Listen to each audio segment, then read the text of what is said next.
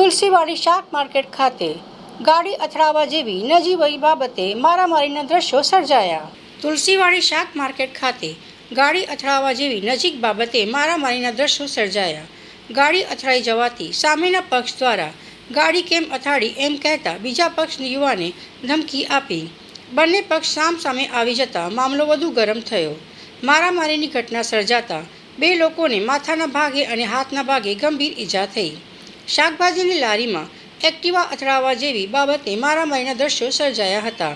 સ્થાનિક Kumbharwada police station દ્વારા બંને પક્ષ સામે કાયદેસરની કાર્યવાહી હાથ ધરવામાં આવી। સમગ્ર ઘટનાની જાણ થતાં વિસ્તારના કોર્પોરેટર આદિત્ય પટેલ તેમજ સચિન ખંડેલવાલ પણ પોલીસ સ્ટેશન ખાતે દોડી આવ્યા હતા।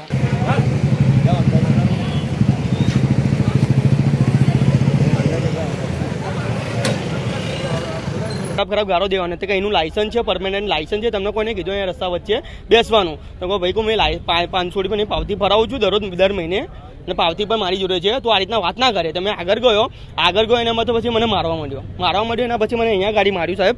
જો અહીંયા ગાડીના હાથમાં હતું કંઈ તો અહીંયા ગાડી મારી નાખ્યું મને અહીંયા ગાડી મારી નાખ્યું। એના પછી પપ્પા આવ્યા ને તો પપ્પાને અહીંયા ગાડી જો એને ખંજર મારી નાખ્યું અહીંયા ગાડી। એના પછી મને થોડું લાગ્યું એના પછી મારો ઓર્ડર એના પછી 20-25 માણસ આવી ગયા તો પણ અમે લોકો કહેવા જ ગયા કે ભાઈ આપણે માલ જૂર કરવી નહીં કે તમારે જેને બોલાવો એને બોલાવી નાખો આપણે જે કરવું એ તો આપણે તૈયાર છે એવું બધું એ લોકો કહેવા દે સાહેબ। એના પછી મને થોડું ઘણું લાગ્યું હથિયાર લઈને આવેલા એ ખબર નહીં સાહેબ આપણે કઈ જ્ઞાન કઈ નહીં।